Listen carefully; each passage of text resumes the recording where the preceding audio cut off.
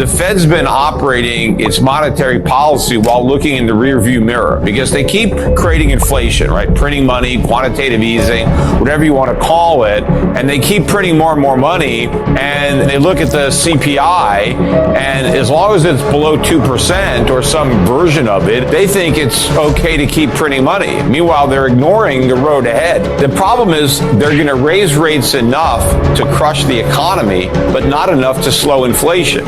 And in fact, as inflation gets worse, that's going to be another drag on the economy. And so what you've got to do, what I'm trying to tell you, is you got to get out of all of the bubble assets that were propped up by all the cheap money.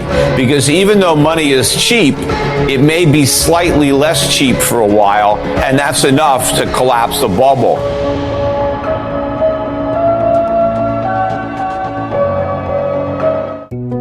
But you can't just go to cash because inflation is very high and it's eroding away the value of your cash. There's no safety there. You can't buy bonds. Bonds are even worse than cash because it's cash in the future, but in the meanwhile, you're tying your cash up and inflation is eating it up. I think the balls are already in motion because, we had this big increase in consumer prices, and prices were up 7%, maybe a little bit more. That would be the highest rate, I think, since 1982-ish.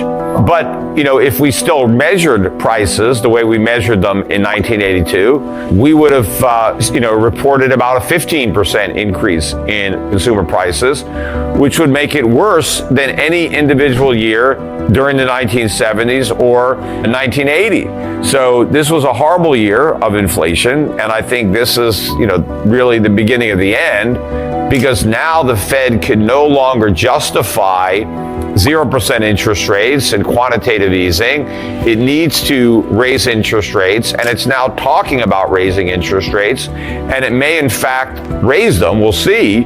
It may not just talk, it may actually do it. But the problem is even the rate hikes they're talking about are too small and too late to make a difference, because the Fed is talking about raising interest rates. Well, we got 7% inflation. You can't raise rates 1 or 2%. Rates need to be higher than the rate of inflation if you want to slow the rate of inflation. So interest rates need to go, 10%. But of course, we can't even get near 10%. We can't even get to 5%. We have so much debt because of all the past money printing and all the stimulus of the Fed. They have created a situation where it's impossible to fight inflation, and so they won't do it. And that's going to be the seeds of the next crisis, because as the Fed is tightening up on its monetary policy to make it less loose, right? We're not going to have tight money. We're just going to have money that's less loose than it was before. The problem is less loose is not enough to sustain the asset bubbles,